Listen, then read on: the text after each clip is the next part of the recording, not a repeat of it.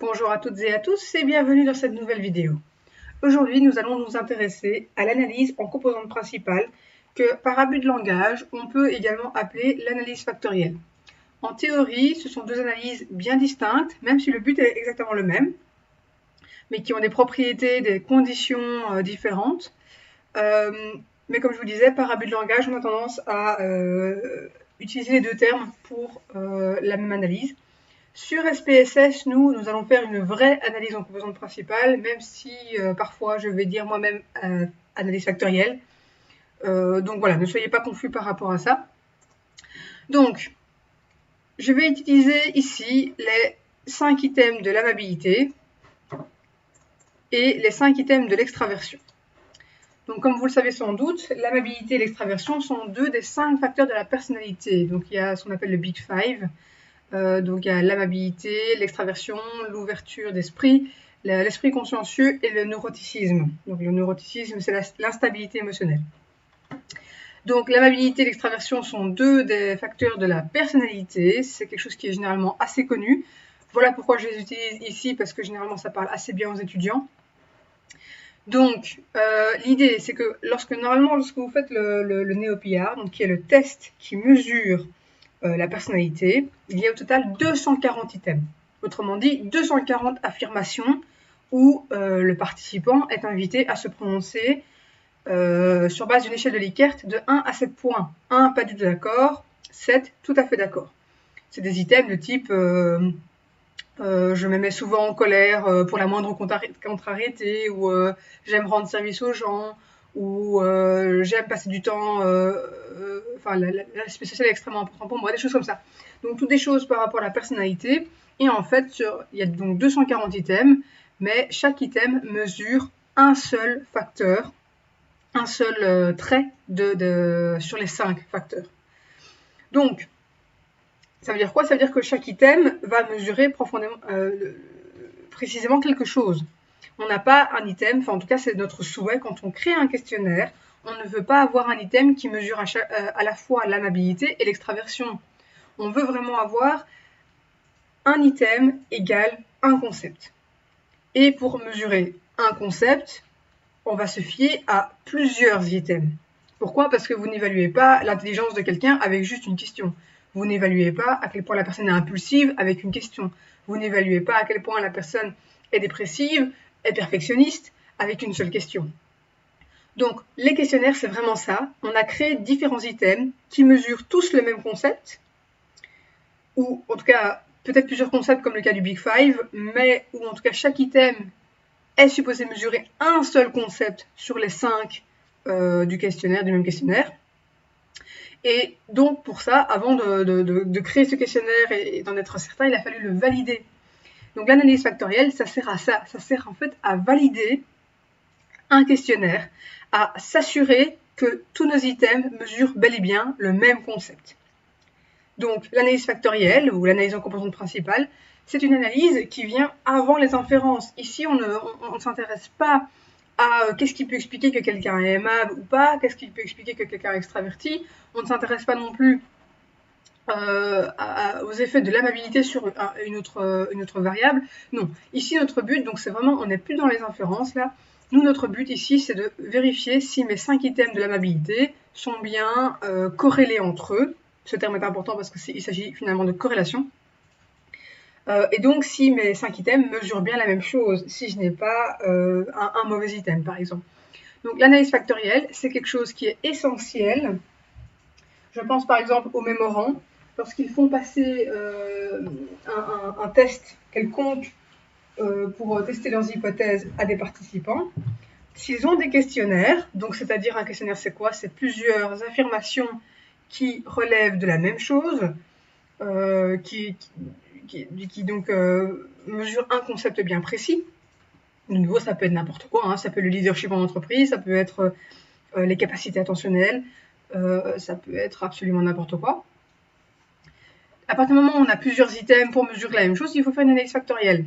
Parce que ici, moi, j'ai 5 items qui mesurent l'amabilité. Autrement dit, entre guillemets, j'ai 5 variables de l'amabilité. Ça ne m'intéresse pas. L'amabilité, pour moi, c'est une seule variable. Parce que après, peut-être mon but, ce sera de voir justement si l'amabilité a un effet sur le score au BDI, donc à la dépression, ou est-ce que ça a un effet sur la satisfaction au travail, des choses comme ça. Donc, avant d'en arriver, donc moi mon but c'est vraiment de pouvoir m'assurer que je peux n'avoir qu'une seule variable amabilité et une seule variable extraversion. Donc pour ça, l'analyse factorielle est vraiment essentielle. Donc je le répète, pour les mémoires, souvent, dans la plupart des cas, ils doivent faire une analyse factorielle sur leurs données, sur leur questionnaire. Donc voilà pour un petit peu la base. Alors moi j'ai fait une analyse factorielle donc, avec mes 5 items de l'amabilité et mes 5 items de l'extraversion. Les résultats sont ici, on va les regarder ensemble. Donc, le premier tableau à regarder, c'est ici le Total Variance Explained. L'idée ici, c'est que j'ai au total 10 items. J'ai 5 items de l'amabilité, 5 items de l'extraversion. Donc, ça, moi, c'est ce que j'ai. J'ai 10 items. Ça veut dire quoi? Ça veut dire que, moi, en fait, l'idée d'une analyse factorielle, c'est quoi? C'est, moi, je compare toujours ça. Imaginons que vous avez des cartes en main. Vous avez des cartes en main et vous aimeriez bien les regrouper en fonction de leur ressemblance. Par exemple, si on parle d'un jeu de cartes traditionnel, regrouper les cœurs ensemble, regrouper les trèfles ensemble. Ou regrouper les figures ensemble, enfin, peu importe. Mais en tout cas, sur base d'une ressemblance. L'idée, c'est que ici, vous avez 10 cartes entre vos mains, 10 items, et que le but, c'est d'arriver à les rassembler en le moins de cases possible. Donc, vous avez 10 cartes, et en fonction de leur ressemblance, vous allez les rassembler. Et donc, en fonction de leur dissemblance, vous allez les séparer. C'est ça que ça veut dire aussi. À partir du moment où vous avez 10 cartes, vous avez maximum 10 cases. Mais si on fait ça, ça n'a pas d'intérêt parce que ça veut dire que toutes nos cartes sont différentes les unes des autres et que du coup, on n'a pas synthétisé l'information, on a le même résultat. Mais donc, ça veut dire quoi? C'est-à-dire que sur SPSS, quand vous voyez ce tableau-ci, il va vous créer autant de lignes que vous avez d'items. Donc là, on a le terme component qui veut dire composante. On dit une composante, on dit aussi un composant. Donc, ne cherchez pas, voilà, il y a les deux qui existent. Une composante, je vous rappelle qu'on parle d'analyse en composante principale. Donc, l'analyse en composante principale, ça veut dire qu'effectivement, on va créer des composantes principales. Donc, si vous voulez, vos cases, dans lesquelles on va regrouper des cartes qui se ressemblent. Donc, composante, ici, il m'a créé 10 lignes. Comme je vous disais, ce chiffre est égal à 10 parce que j'ai 10 items. Si j'en avais eu 20, j'aurais 20 lignes. Si j'avais eu le NeoPR qui est donc de 240 items, j'en aurais eu 240, etc. Donc, l'idée c'est que, forcément, quand on crée autant de cases qu'on a de cartes, autrement dit, chaque item est vraiment singulièrement différent les uns des autres, eh bien, au total, ça c'est le pourcentage de la variance expliquée, j'ai 100% de variance expliquée. Mais moi, avoir 100% de variance expliquée, ça ne m'intéresse pas, parce que là, en fait, je vais dire que j'ai 10 items totalement différents les uns des autres. Or, moi, ce qui m'intéresse, c'est de regrouper mes items, et ce faisant, forcément, on va perdre en variance expliquée. Et donc, c'est vraiment une question d'équilibre. On va essayer de garder une bonne variance expliquée. Si on a 20% de variance expliquée, c'est un peu triste. On passe à côté de quelque chose.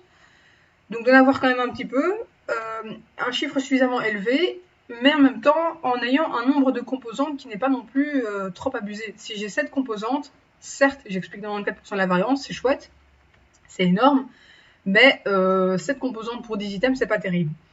Et d'une manière générale, retenez l'idée suivante. Généralement, on essaye d'avoir quand même minimum 3 items par facteur. Donc facteur, si vous voulez, c'est votre case, c'est là où vous allez déposer vos cartes. Et donc les items, c'est vos cartes. Donc ici, vu que j'ai 10 items, si mes items sont bons, parce que bon, s'ils sont mauvais, c'est pas de votre faute, voilà.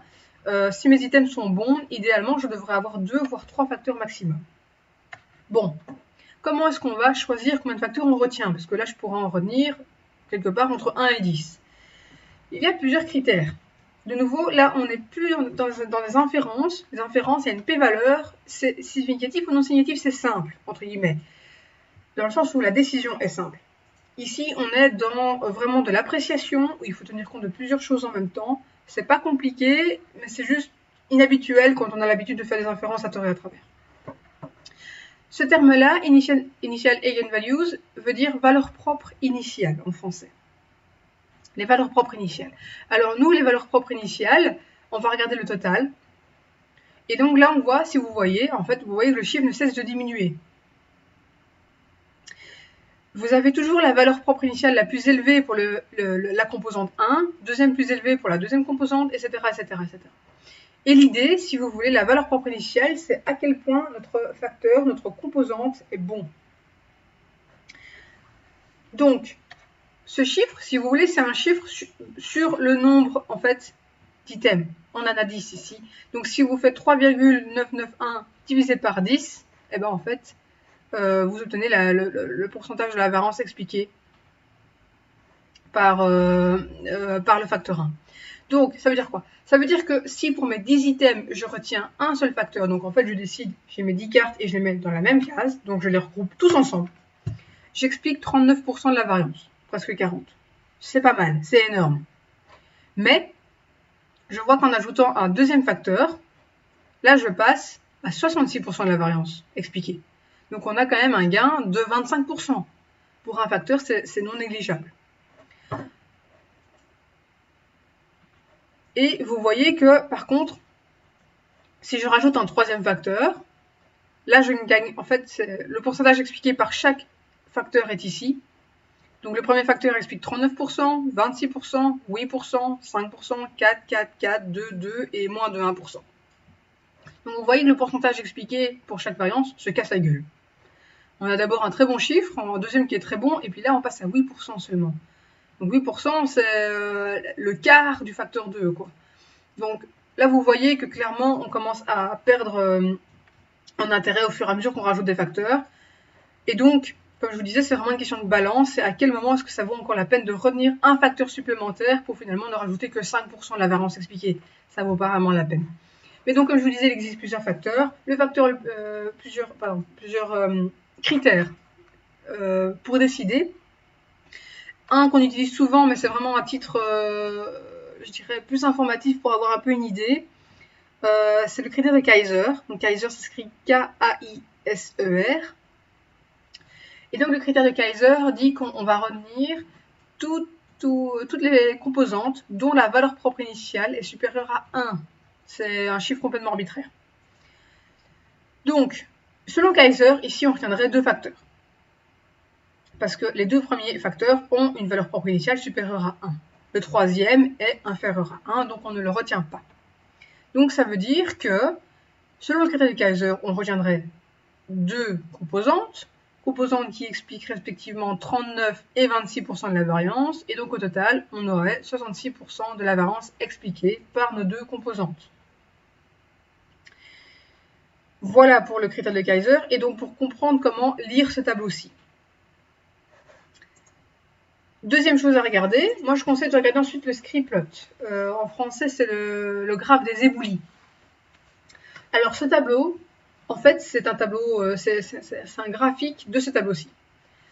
Vous avez sur l'axe des Y la valeur propre initiale, et vous avez sur l'axe des X la composante. Donc on a bien de 1 à 10. Et en fait, l'idée, c'est vraiment de voir de manière graphique ce qui se passe au niveau de la variance expliquée et donc de la valeur propre initiale pour chaque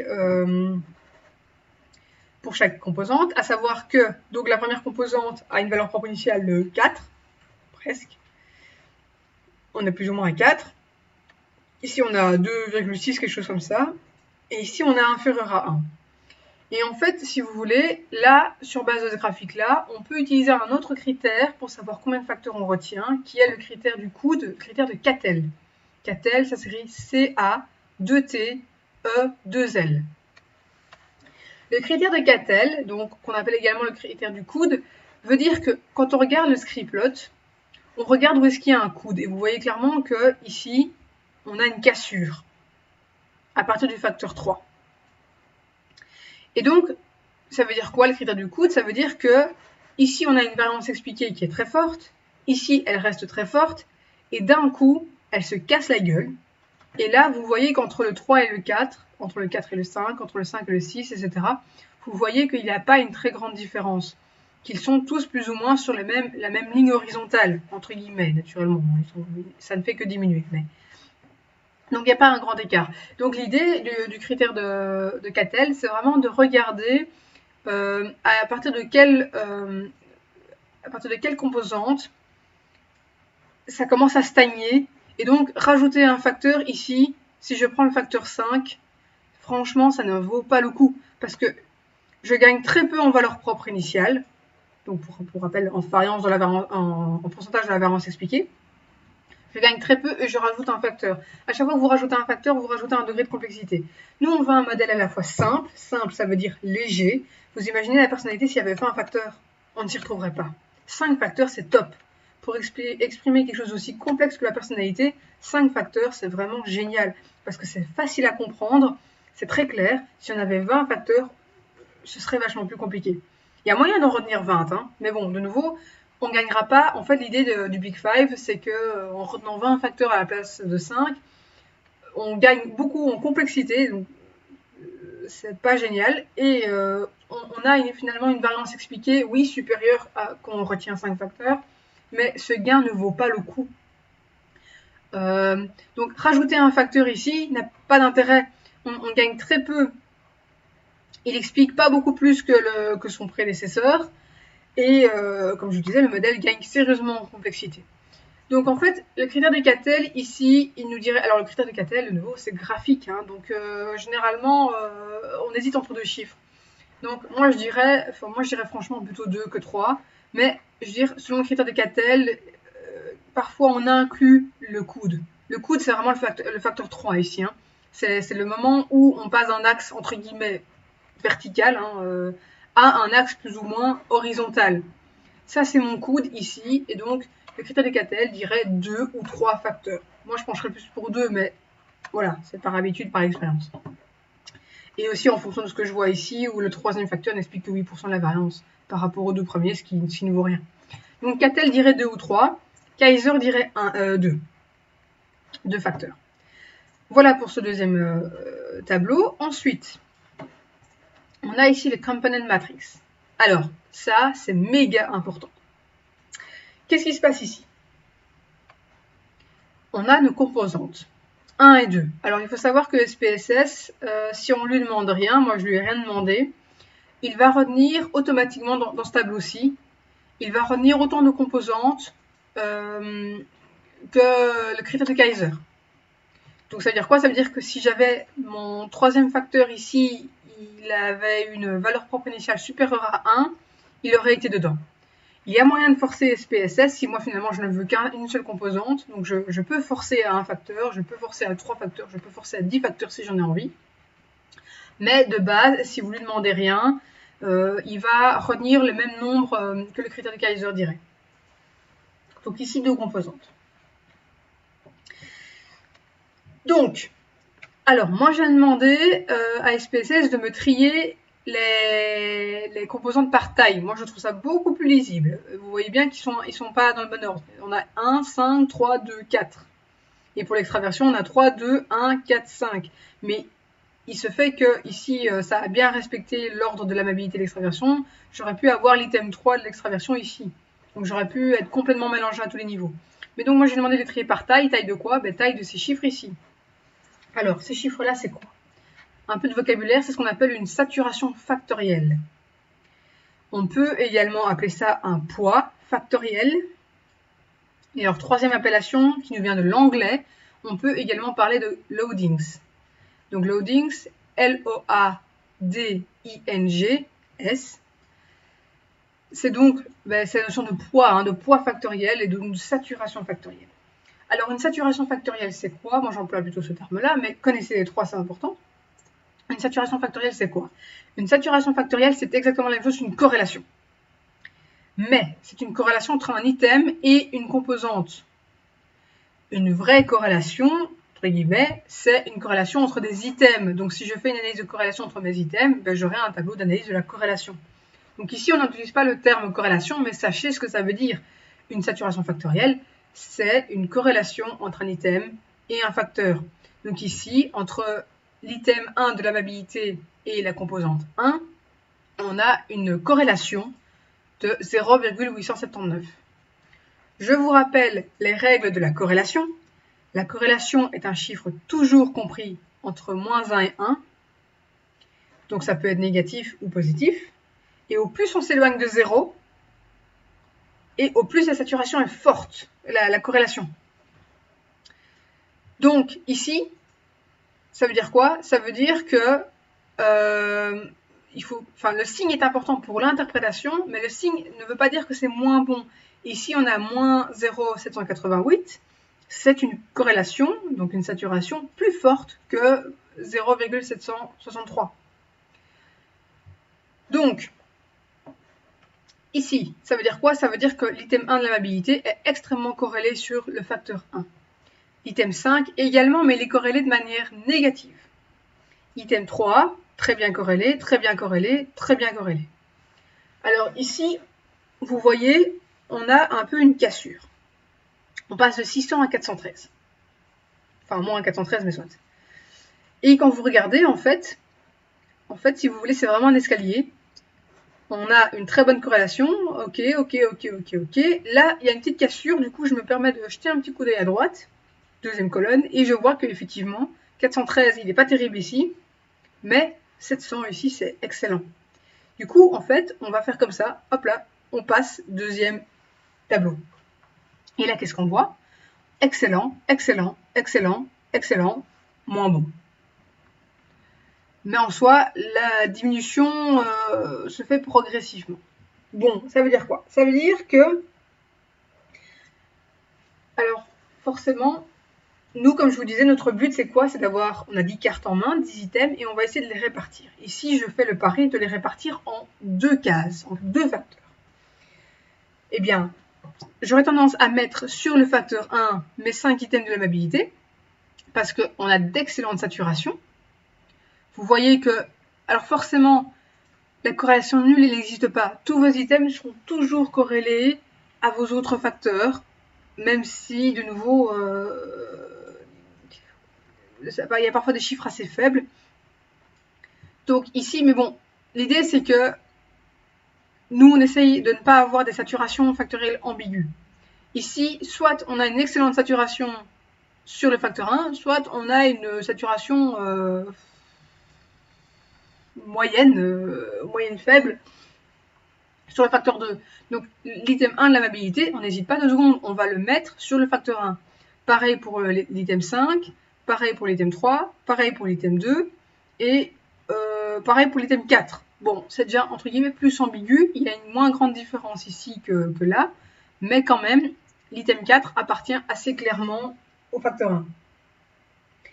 Et ici, pour l'extraversion, ben pareil, c'est moins bon. On voit qu'ici, par exemple, il y a beaucoup moins d'écart. Là, il n'y en a quasiment pas. Donc l'item 4, il est ambigu, comme on appelle ça. Donc ça veut dire quoi? Ça veut dire qu'ici, on a un item qui est à la fois fortement corrélé sur le facteur 1, mais qui est beaucoup plus le facteur de l'amabilité. Et il est également corrélé au facteur 2, qui est donc le facteur de l'extraversion.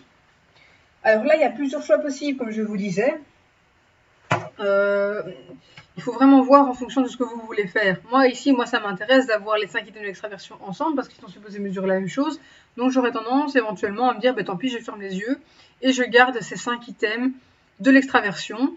Donc, ça veut dire quoi? Ça veut dire que je pars du principe que les 5 items de l'amabilité mesurent bien un seul et même concept, et qu'ils n'ont, entre guillemets, pas grand-chose à voir avec l'extraversion. Facteur 2, et sur le facteur 2, je mettrais bien l'extraversion, mais pas l'amabilité. Je pourrais aussi décider de supprimer l'item 4, en me disant il est trop ambigu. C'est un item qui mesure à la fois l'amabilité et l'extraversion, c'est ça que ça veut dire en fait. J'ai un item ici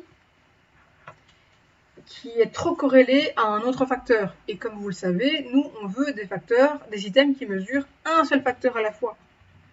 Parce que du coup, je ne sais pas, je pourrais aussi bien l'inclure dans mes analyses pour l'amabilité, qui me dit que c'est un item de l'extraversion et non pas un item de l'amabilité.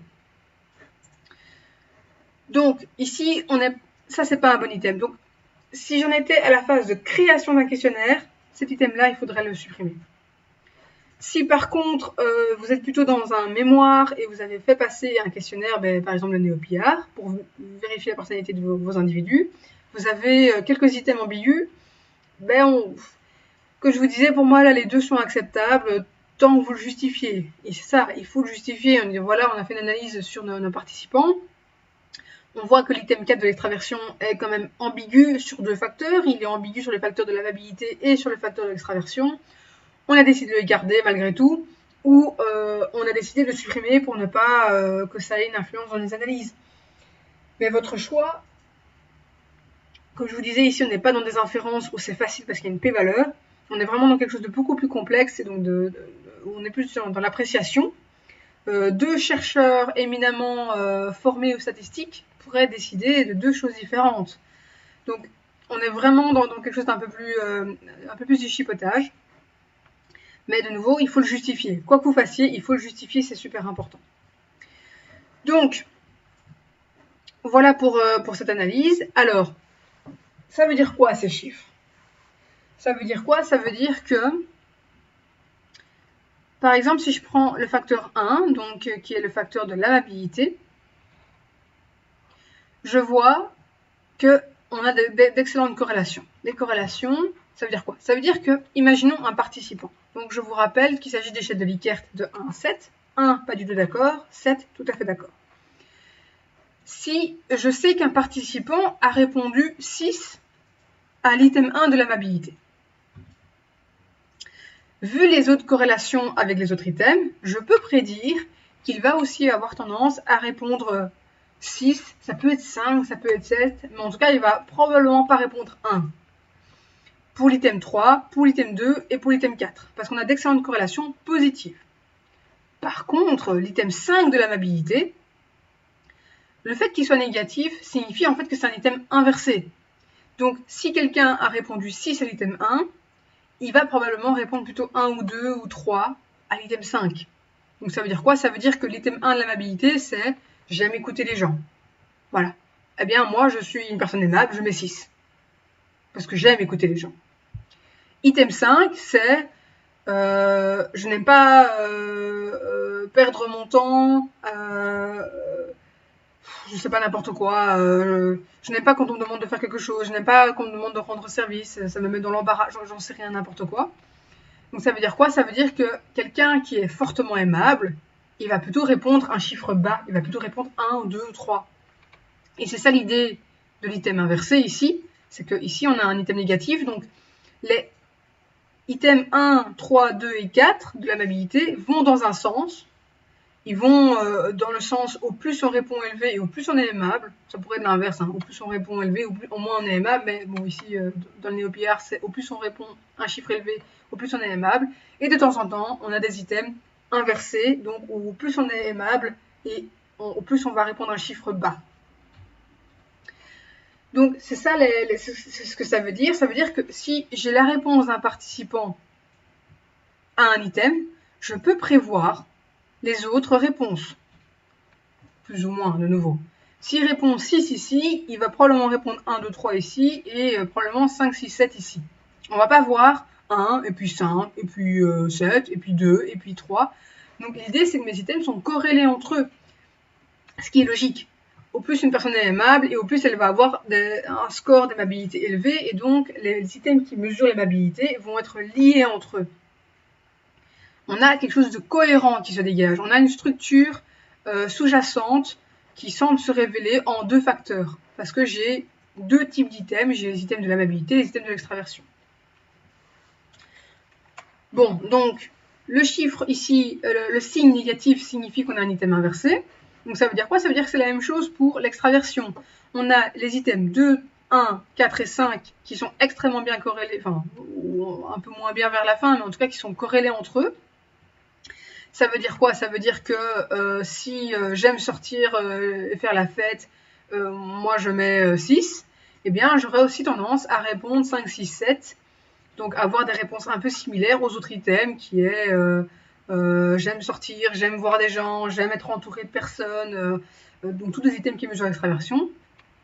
Et au contraire, ici j'aurai un chiffre bas si je dis, si l'item 3 c'est j'aime rester chez moi à lire un bon livre. Voilà. Là, les personnes extrêmement extraverties vont plutôt répondre 1, 2, 3. Ou au contraire, une personne qui a peu d'extraversion, donc qui est plutôt introvertie, ici, elle va mettre un chiffre fort. J'aime rester chez moi à la maison et lire un livre, bah oui, 6. Et il va mettre à l'inverse un chiffre bas pour j'aime sortir voir du monde, il va mettre 1, 2, 3, 1, 2, 3, 1, 2, 3, 1, 2, 3. Donc, c'est ça nos facteurs, c'est de dire que vu que nos items se ressemblent, on les a regroupés, et s'ils se ressemblent, ça veut dire que le même participant va avoir des réponses similaires ou inversées. Mais en tout cas, il y a un pattern, il y a une logique derrière la réponse. S'il y a une logique, ça veut dire que nos items sont corrélés, ça veut dire que nos items mesurent la même chose. Voilà, mais comme je vous disais, il y a quand même des mesures un petit peu ambiguës. Hein. L'item 4 de l'extraversion, il est un peu dérangeant, parce que là, ça veut dire clairement que celui-là, on ne sait pas très bien où le mettre. Finalement, est-ce qu'il mesure bien l'extraversion ou est-ce qu'il mesure l'amabilité? C'est pas clair. Donc, voilà pour ce tableau-là, qui est méga important, comme je vous le disais. Alors, moi, je parle souvent d'items, parce que clairement, le moment où on analyse on fait une analyse en composantes principales, c'est beaucoup plus pour valider des questionnaires. Maintenant, on peut faire une analyse factorielle, une analyse en composantes principales, mais avec des variables, pour voir justement quelles variables sont liées entre elles. Je vous parle par exemple d'une variable qui mesurait la dépression, l'anxiété, le stress, le burn-out, le perfectionnisme. Je mets toutes des variables, donc chaque ligne correspond à une variable, et là on voit si éventuellement il y a des corrélations. Bon, on le fait moins souvent, mais sachez aussi, ça peut se faire. Le but de l'analyse factorielle, c'est vraiment en fait de regrouper des informations, que ces informations soient des items ou des variables déjà toutes faites. Donc de regrouper des informations en fonction de leur ressemblance et de séparer des informations en fonction de leur dissemblance. Donc ça, c'est vraiment le but de l'analyse factorielle. Donc grâce à ce graphique-ci, on sait combien de facteurs on retient selon le critère de Kaiser, et surtout, plus le critère de Kaiser, on sait aussi quel est le pourcentage de la variance expliqué par chaque facteur, et donc le pourcentage cumulé. Donc si je retiens 6 facteurs, j'explique 90% de la variance, etc. Ça, c'est vraiment une méthode graphique qui nous permet d'appliquer le critère du coude, de Cattell, pour justement voir effectivement, à partir de là, ça vaut vraiment plus la peine d'ajouter un facteur parce que je ne gagne vraiment rien. Et ce tableau-ci nous permet vraiment de comprendre ce qui se passe au niveau des items et de comprendre comment est-ce qu'on va regrouper les items. Est-ce qu'il y a des mauvais items? Donc des mauvais items, c'est quoi? C'est des items qui ont soit une saturation factorielle très faible. Alors généralement, moi je dis en dessous de 300, c'est vraiment mauvais. Quand je dis 300, je parle de 0.300 ou en valeur absolue. Hein. Donc moins 0.300, c'est tout aussi bon ou aussi mauvais que 0.300. Donc, en dessous de 0.300, moi, il n'y a vraiment plus d'intérêt. Mais l'idée est donc un mauvais item, c'est soit une saturation factorielle extrêmement faible. Donc, ça peut arriver hein, qu'il y ait des items un peu ovni et qu'ils ne soient corrélés. Voilà, donc ça, c'est un item qu'il faut supprimer parce qu'il n'apporte aucune information. Il n'est corrélé à aucun facteur. Ou, comme je vous disais, un mauvais item, c'est aussi un item ambigu. Parce que mon item 4 de l'extraversion, je suis un peu embêtée. Parce que quand je vais devoir créer ma variable d'extraversion, est-ce que je le prends ou pas? Quand je crée ma variable amabilité, est-ce que finalement je ne le mettrai pas? Parce qu'il est tout aussi bon, entre guillemets, sur l'extraversion que sur l'amabilité. Et alors on arrive au dernier graphique à analyser. Et encore un petit tableau après.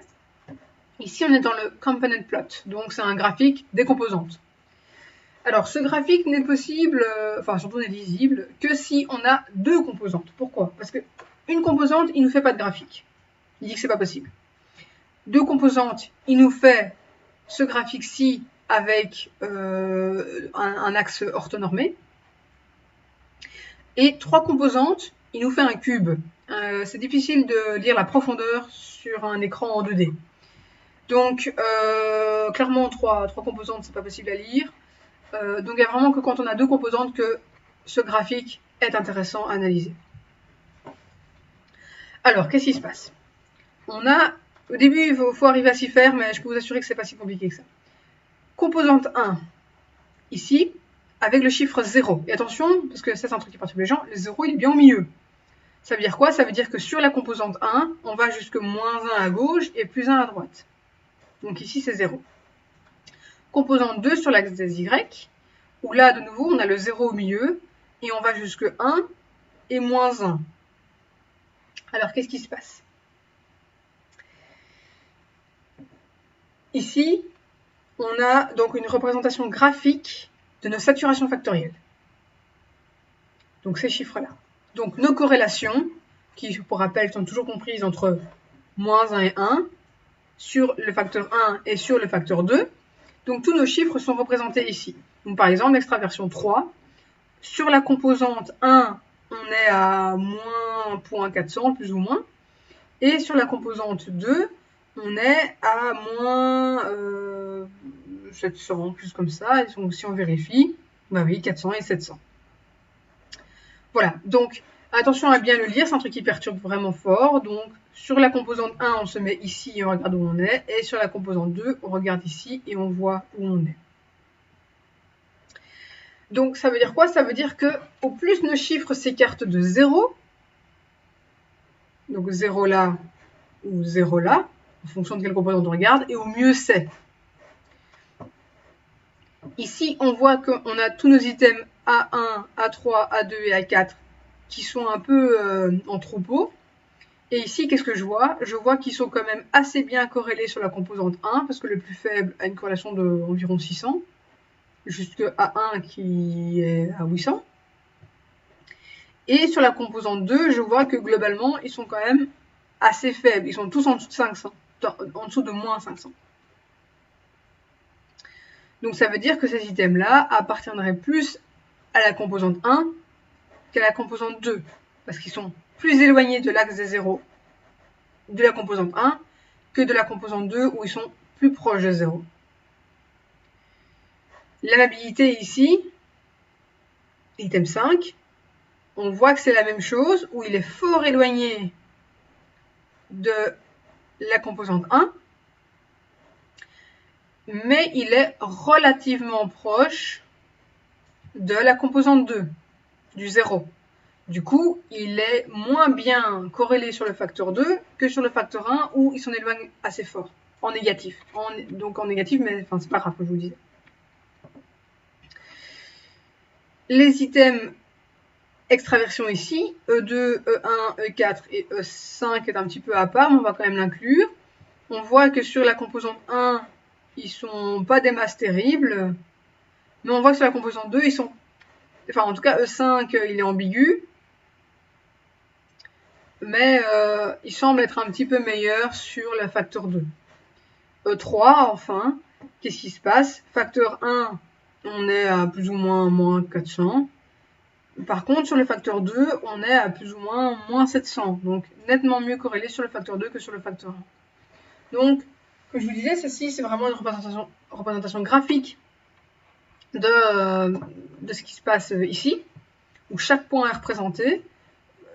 On a à chaque fois, pour chaque item, on a les deux saturations.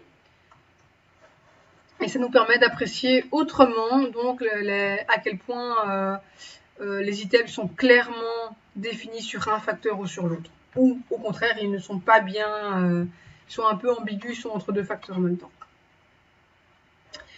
Et alors, il nous reste le tableau des communautés, communalities en anglais. Où en fait, la communauté, si vous voulez, c'est à quel point l'item est important. Jusque-là, on s'intéressait beaucoup aux composantes. Composante 1 est très bonne, 2 très bonne, 3 un peu moins. Idem, composante 1, composante 2, etc. Ici, on regardait à quel point les items étaient bien corrélés à tel ou tel facteur. Et pareil pour ici. Dans les communautés, on s'intéresse vraiment à l'item en tant que tel. Ici, je vois par exemple que ma communauté la plus basse, c'est l'item 5 de l'extraversion. Et ça, c'est vraiment un chiffre faible. Pour les communautés, j'aurais tendance à dire que généralement, les communautés, c'est toujours un chiffre positif parce qu'en fait, c'est un carré. Donc, quoi qu'il arrive, une communauté est toujours comprise entre 0 et 1. Et de nouveau, c'est en fait un pourcentage de la variance expliquée. Donc, ça veut dire que ma solution ici a deux facteurs. Donc, de nouveau, là, on ne parle pas à l'extraversion, est-ce qu'il est sur le facteur 1, le facteur 2, on s'en fout. Nous, on a retenu deux facteurs. Donc, c'est une solution à deux facteurs, un modèle à deux facteurs. Et sur mon modèle à deux facteurs, l'item 5 de l'extraversion, on arrive à l'expliquer à 29,7%. C'est faible. C'est un tiers, même pas un tiers. Donc, ça veut dire que si je devais supprimer un item, Je peux me baser déjà sur ce graphique-ci, hein, soit parce qu'il y a une corrélation qui est mauvaise, soit parce qu'il y a un item ambigu. Un item 4, on pourrait sérieusement se demander si on le garde ou pas. Et alors l'item 5, moi je l'avais pas spécialement regardé, mais c'est vrai qu'en y regardant plus près, bon, il est pas bien corrélé sur le facteur 1, mais en même temps c'est un item d'extraversion, donc c'est pas dramatique. Mais sur le facteur 2, il est pas terrible non plus. Donc on pourrait se demander si on le garde sur base de ça. Parce que là vraiment en fait c'est un item qui fait un peu tâche.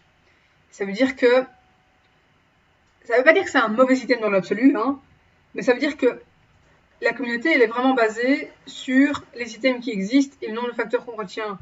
Donc peut-être que dans le questionnaire que j'ai actuellement, sur mes 10 items, il n'a pas vraiment sa place. Mais peut-être que dans un autre questionnaire, oui. Hein. Voilà.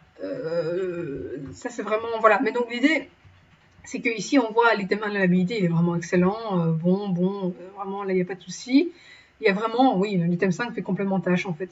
Quand on voit toutes les autres communautés, on a vraiment des très bons chiffres. Et là, on a un 297, donc 29% de la variance de l'item qui est expliquée par ma solution à 2 facteurs. C'est vraiment très mauvais. Donc ça, on pourrait aussi être tenté de le supprimer. Ce chiffre-là, vous pouvez le calculer. La communauté, en fait, c'est tout simple. Et vous devez savoir le calculer. La communauté, comment vous faites? En fait, c'est une somme des carrés des saturations. Autrement dit, pour calculer la communauté de l'item 1 de l'amabilité, je fais 0.879 au carré plus moins 0.364 au carré. Et donc, comme c'est un carré, ce chiffre-là va devenir positif. Et donc, ça au carré plus ça au carré est égal à ma communauté plus haut. Item 5 de l'amabilité, ça au carré plus ça au carré est égal à ma communauté de l'item 5, donc ici, etc., etc. Donc, si j'avais 3 facteurs, eh bien, du coup, ma communauté, elle va d'office augmenter. Pas forcément de beaucoup, mais elle va d'office augmenter parce que je rajoute un 3e chiffre à l'addition. Vu que c'est à chaque fois ça, plus ça, plus ça, plus ça, etc. Et donc, si vous décidez de retenir 10 facteurs, vous aurez à avoir 10 colonnes ici. Et bien forcément, du coup, vous allez avoir 100% de la variance expliquée pour chaque item. De nouveau, c'est pas l'intérêt. Le but d'une analyse factorielle, c'est de réduire. C'est de synthétiser de l'information. À partir du moment où on synthétise, on perd de l'information. C'est logique. Donc, voilà pour ce chiffre-là que vous devez savoir calculer. Et avec ceci, on a terminé la théorie de l'analyse en composantes principales. Donc, généralement, c'est quelque chose d'assez bizarre pour les étudiants parce qu'on a l'habitude de faire des inférences. Mais franchement, l'analyse en composante principale, ce n'est vraiment pas compliqué quand on voit ce qu'il y a à faire. C'est assez simple. Critères de Kaiser, variance expliquée par chaque facteur, combien de facteurs on retient, critères de Cattell, sur base du graphique ici, du coude, à quel facteur appartiennent nos items. Est-ce que nos items sont bons? Est-ce qu'ils sont mauvais, donc proches de 0? Est-ce qu'ils sont ambigus? Est-ce qu'on décide de les garder ou pas? Ça, par contre, ça devient un petit peu plus chaud à décider. Comment est-ce qu'on les regroupe? Avec qui? Avec quel autre item on les regroupe? Ici, c'est simplement la même chose qu'ici. Et alors, à quel point est-ce que mes items sont bons dans l'absolu, dans ma solution que j'ai retenue à 2 facteurs ou à 5 facteurs ou à peu importe combien de facteurs j'ai retenu. Voilà pour l'analyse factorielle, j'espère que c'était clair. Très bonne journée à vous.